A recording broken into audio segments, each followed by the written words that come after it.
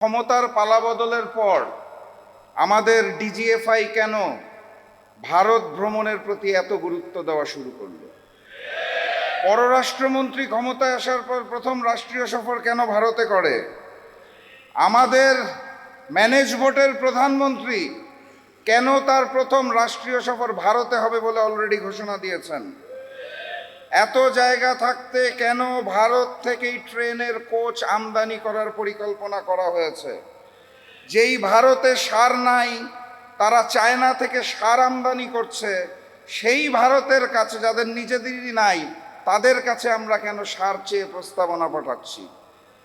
China যখন আমাদেরকে জ্বালানি তেল দিতে চাইল, সেই প্রশ্নটা আমরা কানে না তুলে, সেই প্রস্তাবটাকে কানে না তুলে কেন ভারতের থেকে জ্বালানি তেলের জন্য আবেদন দিচ্ছি?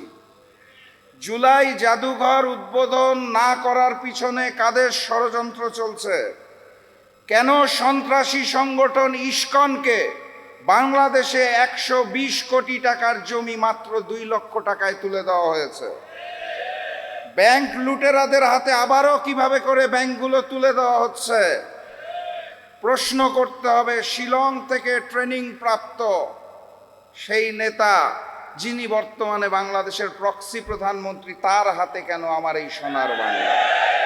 সংগ্রামী সাথী এবং বন্ধুগণ, আমরা আকাশে ওই ঘুড়িটাকে দেখতে পারি, ঘুড়ির সাথে যেই সুতাটা থাকে তার কিছু অংশ দেখতে পারি, কিছু অংশ পারি না। সেই সুতার মধ্যে থাকে ডিপ স্টেট, সরকার, কমিশন, প্রশাসন, মিডিয়া। কিছু কিছু অংশ দৃশ্যমান হয়, কিছু কিছু হয় না। এই ঘুড়ি আর সুতার পিছনে যেই নাটাই থাকে, সেই নাটাইটাকে আমরা দেখতে পারি না। বাস্তবতা এটাই, ক্ষমতার পালা বদলে ওই নাটাইটা এই মুহূর্তে আবারও ভারতের হাতে চলে গিয়েছে। এখন প্রশ্ন করতে পারেন, ভারত কেন গণভোটকে মানতে চাইছে না? কেন তারা জুলাইকে ভয় পাইছে? কারণ খুব সাধারণ। অগাস্ট মাসের 5 তারিখে শুধুমাত্র ফ্যাসিস্ট শেখ হাসিনা এবং আওয়ামী লীগের পতন হয়নি, সেদিন ভারতীয় আধিপত্যবাদও বাংলার জমিন থেকে পরাজিত হয়েছিল। তারা নতুন করে সেই আধিপত্যবাদকে ফেরত পেতে চায়। আমার 2 ছোট ছোট সন্তান আছে, তারা যখন দুনিয়াতে আসে এবং বড় হওয়া শুরু করে, আমি তাদের শিক্ষা দিতাম। যখন পড়াতাম, আমার মনে আছে আমি বলতাম A for Apple, B for ball. Hindustan, Bharat আমাদের শিখাতে চায় A for Awami League, B for BNP. ভারতের পরিকল্পনায় আওয়ামী লীগের অসমাপ্ত কাজকে পূরণ করার জন্য যেই বিএনপি দায়িত্ব গ্রহণ করেছে, সেই বিএনপি এবং ভারতের আধিপত্যবাদকে আমরা মেনে নেব না ইনশাআল্লাহ। কথাবার্তা পরিষ্কার। 1 জুলাই গিয়েছে, আরেক জুলাই আসবে। এক গণ অভ্যুত্থান গিয়েছে, আগামী গণ অভ্যুত্থান আসতে যাচ্ছে। যদি না হয় সংসদে, সমাধান হবে রাজপথে। নতুন গণ অভ্যুত্থানের প্রস্তুতি নিন, দেখা হবে বিজয় ইনশাআল্লাহ। বিজয়ের পথে যাত্রা শুরু, জীবন অথবা মৃত্যু। আসসালামু আলাইকুম। ছোটবেলায় বাড়িতে গরম ভাতের সাথে যে ঘিয়ের ঘ্রাণ পেতেন, সেই স্বাদ কি আজও মনে পড়ে?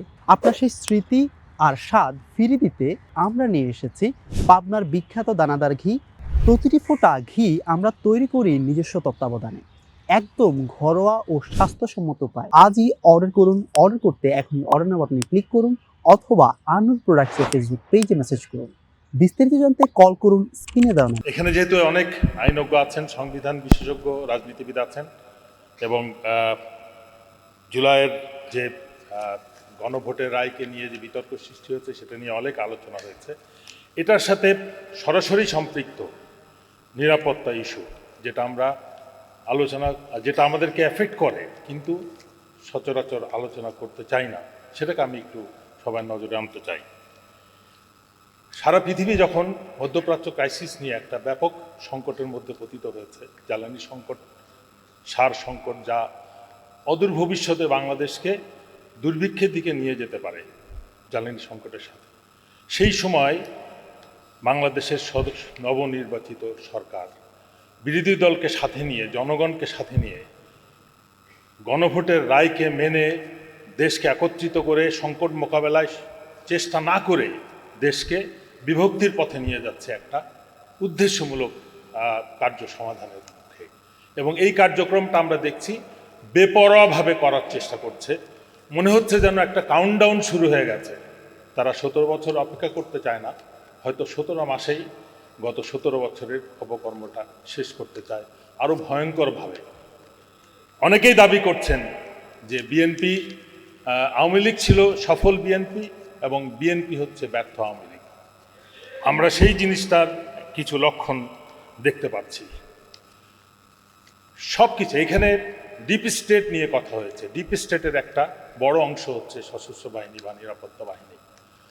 বাংলাদেশের নিরাপত্তা ইস্যুতে বিভিন্ন সময় স্বাধীনতার পর থেকে একেবারে কন্টিনিউয়াসলি এই বাহিনীটাকে নিষ্ক্রিয় করা এবং ধ্বংসের যে পর্যায় শুরু হয়েছিল সেটা সম্পন্ন হয়েছে গত 17 বছরের হাসিনা শাসনামলে, এবং সশস্ত্র বাহিনীকে একটা শোভাবর্ধনের বাহিনী হিসেবে পরিণত করা হয়েছে। এবং আমরা যে বাহিনীকে আমরা লক্ষ্য করছি, মিডল ইস্টের রাজতন্ত্রকে রক্ষার জন্য তারা শত্রুর সাথে সমঝোতা করে জনগণের উপর তাদের শক্তিকে প্রয়োগ করে, সেই কার্যক্রমটা আমরা বাংলাদেশে গত 17 বছরে করতে দেখেছি। বর্তমান সরকারকে আমরা আশা করেছিলাম ক্ষমতা নেওয়ার পর তারা এই বাহিনীকে হয়তো আবার শক্তিশালী করার পদক্ষেপ নেবে। আমরা প্রথম দেখলাম ডিজিএফআই প্রধানকে ভারত যেতে, যেটা অলরেডি আলাপে এসেছে। তারপরে দেখলাম পররাষ্ট্রমন্ত্রী, বিদেশমন্ত্রী উনি চলে গেছেন। বাংলাদেশের সাথে আন্তর্জাতিক পর্যায়ে এই মুহূর্তে যে ব্যাপক পরিবর্তন আমরা লক্ষ্য করছি, এক ইরান পরাশক্তি যুক্তরাষ্ট্র এবং ইসরায়েলকে যেভাবে মোকাবেলা করে বিশ্বের চতুর্থ সামরিক শক্তি এবং ইনফ্লুয়েন্সিয়াল শক্তি হিসেবে নিজেদেরকে জাহির করতে সক্ষম হয়েছে, যদিও এখনও যুদ্ধ শেষ হয়নি, সেই পরিপ্রেক্ষিতে আমরা সেই যুদ্ধে আগ্রাসীর পক্ষ নিয়ে স্টেটমেন্ট দিচ্ছি এবং ইরানকেই আগ্রাসী দেশ হিসেবে ঘোষণা করে আমাদের তেলের জাহাজকে হরমুজে আজকে আটকে দিয়েছি।